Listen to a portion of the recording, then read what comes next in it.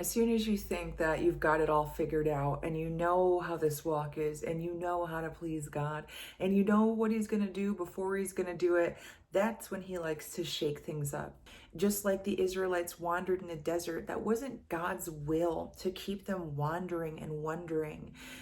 They were just so set in their ways. They were so self reliant that even in their bondage in Egypt, they knew what they were doing and they were comfortable doing things that way. And they didn't want to be self reflective enough to look at the hardness of their heart and how, in that hardness, they weren't able to give God glory or to honor Him. It was actually walking in the desert that He was stripping them of pride and bringing them into a place of humility that would make them be able to worship in spirit and in truth. Likewise, when He's making His church today more humble, it is because it's really easy for us to walk in levels of self-reliance that maybe formerly on your walk was, not to say it was okay, but God just wasn't dealing with it yet, but a new level of elevation, as we say, going higher in the spirit, is generally going lower here on earth. And what I mean is, I'm not talking about your finances or your success or your favor. I'm talking about by way of humility. Jesus didn't come to make a name for Himself. Jesus didn't come to be served. Jesus didn't even stand up for Himself when He was being persecuted. God is going ahead to prepare us, His bride, so that we're not future hypocrites, so that we're not future people who are returning hate for hate when the inevitable, we've already been warned about, persecution comes to pass. So He begins this humbling work in His bride today, which today in each of us individually can manifest in uncomfortable situations, in dealing with perhaps you're feeling like, I've already dealt with this before, but maybe you didn't learn that lesson. Perhaps you're having old things come up in your heart that the Lord is finally wanting to heal you from. Perhaps you're even being presented with new and even counterfeit situations to see if you will respond to them in the right way or like you did in the past.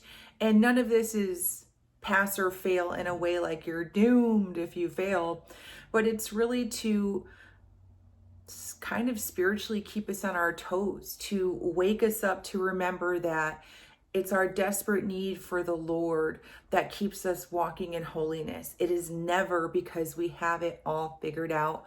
We don't. There is no magic formula on this walk, and the Lord will often stir things up, not to create chaos in our lives, but because it's only by getting on the water, it's only by walking in trust, it's only by actually walking on this journey that we are met with situations that we can exhibit our faith. If everything is all checked off and you have everything you need and everything is good, you don't really need faith, and you can go to church Sunday and come home and everything's good and all your needs are met. You really don't need faith to walk in that situation. So often I'll pray, Lord, I don't want to be the wicked and lazy servant. So teach me how to multiply. Teach me how to invest your talents so that I can produce a return for you and that I'm not taking for granted what you've put inside of me. And that is like one of those prayers like, use me, Lord, where you don't really know how He's going to answer it or when, but you know that at some point you're going to be put in what's an uncomfortable situation for you, because that's how He teaches us. Our battlefield is generally of the mind. So He's going to put you in situations where you're exposed to yourself in ways that, maybe you see things that are self-limiting beliefs, limited beliefs about the Lord, or He's going to put you in situations with others where you have a choice and you can show mercy and you can show grace, or you can, put a wall up, or you can do the easier thing. One day this is all going to pass away. One day, even before that, there's going to be great chaos. And it's in those times of chaos where you see the truth, where the shallow feelings and the anger and the resentments, they really fall away. The things that keep us walking in pride, even the tangible things, hustle mindsets, the self-reliance, all that suddenly shakes us awake. And we realize, oh my goodness, all I need is the Lord. Oh my gosh, am I gonna die? Oh my gosh, Jesus, help me. Oh my gosh. It's in those chaotic situations like, oh my gosh, Jesus, I need you so much. I need you to come through. But when we're not in chaos, as the humans that we are, we say, I love you, Lord. And we don't take it so seriously. It's just how we are. So don't be surprised at these situations in your life. Don't be surprised when trials come upon you as fiery darts, as the scriptures tell us.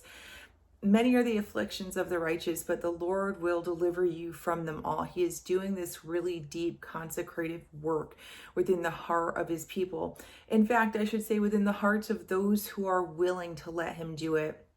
So going higher on this walk means going lower in humility, means learning to walk in power and humility of the Holy Spirit, just like Jesus did.